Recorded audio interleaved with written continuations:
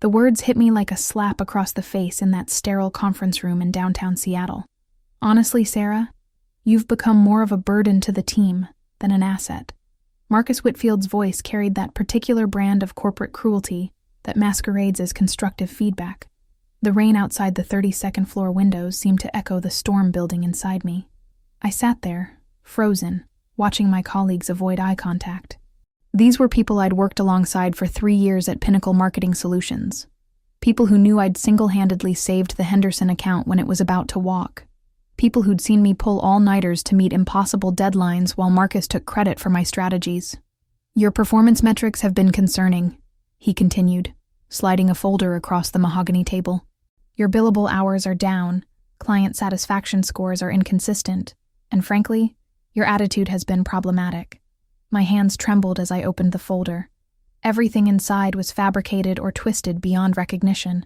The Henderson account success was credited to team effort under strong leadership. My innovative social media campaign that brought in $2 million in revenue was listed as adequate execution of standard procedures. I'm recommending you for a performance improvement plan, Marcus announced, his pale blue eyes cold as the Seattle winter. 90 days to turn things around, or we'll have to discuss alternative arrangements. Alternative arrangements. Corporate speak for, you're fired. I looked around the room one more time. Janet from HR was typing furiously on her laptop, documenting every word. Tom and Rachel, my supposed friends, were studying their phones like they contained the secrets of the universe. The smell of expensive cologne and fresh coffee felt suffocating. I understand, I said quietly, my voice steady despite the rage building in my chest. I'll need some time to process this feedback. Marcus smiled that predatory smile I'd grown to hate. Of course. Take the rest of the day. Clear your head. Tomorrow we start fresh. As I gathered my things, I caught my reflection in the conference room's glass wall. 32 years old, Northwestern MBA, 6 years of experience, and I was being treated like dead weight. My auburn hair was pulled back in a neat bun, my navy blazer perfectly pressed, my presentation materials organized in color-coded folders. I looked like success, but apparently, that wasn't enough. The elevator ride to the parking garage felt like descending into hell. Each floor number that lit up reminded me of how high I'd climbed, only to be pushed off the edge. The concrete walls of the garage were cold and unforgiving, matching the corporate world I'd just left behind. Sitting in my Honda Civic, I finally let the tears fall. Not tears of sadness, but of pure, concentrated fury. Marcus Whitfield had just made the biggest mistake of his career. He thought he was destroying me, but he'd actually awakened something far more dangerous. A woman with nothing left to lose and everything to prove. I spent the next 2 weeks playing the perfect employee. I showed up early, stayed late, and smiled at Marcus's condescending comments. But while he thought he was watching me grovel, I was actually conducting the most important research of my life. The key breakthrough came on a rainy Thursday evening. I was staying late again, not because I needed to, but because the office was nearly empty. That's when I overheard Marcus on a phone call in his corner office. The Prescott Industries contract is locked in, he was saying. Yes, I know it's our biggest client. 3-year exclusive deal worth $47 million. My signature is on everything. Prescott Industries. I knew that name. They were the pharmaceutical giant that had just moved their headquarters to Seattle. Their marketing budget was legendary, and apparently, Marcus had just landed them as a client. I pretended to work on spreadsheets while I listened. The conversation revealed more than Marcus probably intended. He mentioned something about leveraging connections from his Harvard days and calling in favors from the old boys network. That night, I drove to my tiny apartment in Capitol Hill and did what I do best. I investigated. My laptop screen glowed in the darkness as I dove deep into corporate filings, LinkedIn profiles, and industry publications. The picture that emerged was both infuriating and illuminating. Marcus Whitfield, it turned out, was far more connected than I'd realized. His father-in-law was Richard Prescott, the founder of Prescott Industries. The competitive bidding process that had supposedly landed us the contract was a sham. It was handed to Marcus on a silver platter because of family connections. But there was more. The contract wasn't actually with Pinnacle Marketing Solutions directly. It was with a smaller holding company called Meridian Consulting Group, which then subcontracted the work to Pinnacle. Marcus had structured it this way to maximize his personal commissions and bonuses. I made coffee at midnight and kept digging. Meridian Consulting Group had been founded just 6 months ago. Its registered address was a mailbox in a strip mall in Bellevue. Its only employee was listed as M. Whitfield, CEO and president. The rage I'd felt in that conference room was nothing compared to what I felt now. Marcus wasn't just taking credit for my work. He was stealing from the company that employed us both. He'd created a shell company to skim profits from the biggest contract in Pinnacle's history. I screenshot everything, saved every document, and printed hard copies of the most damning evidence. By 3 a.m., I had built a case that would not only destroy Marcus's career, but potentially land him in prison. But as I sat there in my pajamas, surrounded by evidence of corporate fraud, I realized something important. I didn't want to just destroy Marcus. I wanted to win. I wanted to take everything he thought he'd stolen and make it mine. The next morning, I called in sick to work. Instead, I drove to downtown Seattle and walked into the offices of Patterson, Chen & Associates, the law firm that had helped my brother with his startup. I needed to understand my options, and more importantly, I needed to understand the legal structure of Meridian Consulting Group. "So you want to buy a company to spite your boss?" David Patterson raised an eyebrow as he reviewed the documents I'd brought him. His corner office overlooked Elliott Bay, and I could see ferries cutting through the gray water. "I want to buy a company to control my own destiny," I corrected. "The spite is just a bonus." David, a sharp-dressed man in his 50s with salt and pepper hair, had seen enough corporate warfare to appreciate the elegance of my plan. Meridian Consulting Group is essentially a one-man shell company. If you can acquire it, you'd control the Prescott Industries contract. Exactly. And since Marcus structured it to maximize his personal profit, he's also maximized his personal liability.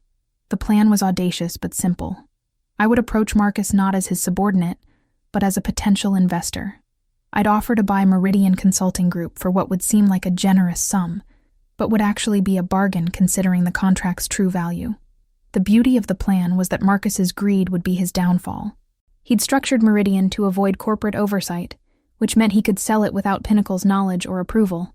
And since he'd been hiding the true nature of the contract, he wouldn't be able to refuse a quick sale without raising suspicions. I had one problem: money. Even at a discount, buying a company with a $47 million contract would require significant capital. That's where my Northwestern MBA and 6 years of corporate experience finally paid off. I spent the next week reaching out to every contact I'd made in business school. I pitched my plan to venture capitalists, angel investors, and even some of my more successful classmates. The response was overwhelmingly positive. Marcus had made enemies throughout the Seattle business community, and several people were eager to see him taken down. Within 10 days, I had secured a $2 million investment package. It was enough to buy Meridian outright and have working capital left over. The investors were betting on my track record and their dislike of Marcus in equal measure. The meeting was set for a Friday afternoon at a neutral location, the Columbia Center's business lounge. I arrived early, wearing my best suit and carrying a briefcase that contained the future of my career. Marcus showed up exactly on time, looking confident and slightly confused. "Sarah, I have to admit, I'm surprised you wanted to meet. I thought you were focused on your performance improvement plan." "I am," I said, ordering a coffee from the waitress. "But I've also been thinking about my future beyond Pinnacle." I watched his face carefully as I laid out my proposition. I was interested in acquiring small consulting firms as investment opportunities. I'd heard through industry contacts that he owned a company called Meridian Consulting Group, and I was prepared to make a competitive offer. Marcus's eyes lit up with greed. "You've done your homework." "Yes, I do own Meridian. It's been quite profitable. I'm prepared to offer $2.2 million for complete ownership," I said, sliding a letter of intent across the table. "Cash purchase, quick closing, minimal due diligence." For a moment, Marcus looked like he might choke on his espresso. $2.2 million for a company he'd probably started with a few $100s in filing fees. It was too good to be true, which made it irresistible. That's a very generous offer," he managed. "But I'd need to think about it. Meridian has significant growth potential." "The offer expires Monday morning," I said, standing up. I have other opportunities to consider. As I walked away, I could practically see the dollar signs in Marcus's eyes. He was already calculating how much money he could make and how quickly he could escape Seattle with his ill-gotten gains. Monday morning, my phone rang at 8 a.m. sharp. "Sarah, it's Marcus. I accept your offer." The closing took place the following Friday at David Patterson's office. Marcus arrived looking like he'd just won the lottery, practically bouncing with excitement. He'd probably already started planning his early retirement. "This is quite the investment for someone on a performance improvement plan," he said, as we waited for the final documents to be prepared. "I've learned a lot about taking calculated risks," I replied, signing my name with deliberate precision on each page. The moment the final signature was complete, Marcus became a millionaire, and I became the owner of Meridian Consulting Group. More importantly, I now controlled the Prescott Industries contract that he'd been using to line his pockets. "Congratulations," David said, shaking both our hands. "The transaction is complete." Marcus was practically glowing as he stood to leave.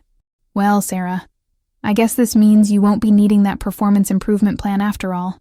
I assume you'll be resigning from Pinnacle?" "Actually," I said, pulling out my laptop, "I have something I need to show you first." I opened a PowerPoint presentation I'd spent weeks preparing. The first slide was titled, "The Real Value of Meridian Consulting Group, a Comprehensive Analysis." Marcus's face went pale as I began to speak. "You see, Marcus, when I decided to buy your company, I did extensive due diligence. I discovered some fascinating information about your business practices." Slide 2 showed the organizational chart connecting Meridian to Pinnacle to Prescott Industries. Slide 3 revealed the family relationship between Marcus and Richard Prescott. Slide 4 detailed the fabricated bidding process. "The $47 million contract you've been hiding from Pinnacle's management makes for very interesting reading," I continued, "especially the commission structure that funnels money directly to Meridian, rather than to the company that actually employs you." Marcus sank back into his chair, his face now white as the snow beginning to fall outside. "Sarah, I can explain." "Oh, you don't need to explain anything to me," I said, advancing to the next slide. "You'll have plenty of opportunities to explain to the SEC, the IRS, and Pinnacle's board of directors." The final slide was a simple statement. "Effective immediately, all Meridian Consulting Group contracts will be renegotiated to reflect fair market value and proper corporate governance." David Patterson was trying to hide a smile as he watched the exchange. "I believe what Sarah is saying, Marcus, is that she now controls the very contracts you've been using to steal from your employer." "But you can't," Marcus started to protest. "I can, and I will," I interrupted. "You sold me the company, Marcus. You sold me everything. The contracts, the relationships, the leverage. You were so eager to cash out that you didn't bother to read the fine print." I stood up, closing my laptop with a satisfying snap. "Oh, and Marcus? About that performance improvement plan? I'll be recommending that Pinnacle's management review your performance very carefully. I'm sure they'll be fascinated to learn about your entrepreneurial side business." As I walked toward the door, I turned back one more time. "You called me a burden to the team, but it turns out I was the one carrying the team all along. Now I own the proof." The elevator doors closed on Marcus's stunned expression.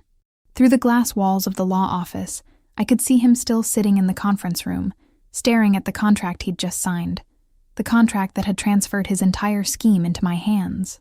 6 months later, Meridian Consulting Group had been restructured as an independent marketing firm. The Prescott Industries contract was renegotiated on terms that were fair to all parties. Marcus Whitfield was facing federal charges for fraud and had been terminated from Pinnacle Marketing Solutions. As for me, I was no longer a burden to anyone's team. I was the CEO of my own company, and business was booming. Sometimes the best revenge isn't getting even. It's getting everything.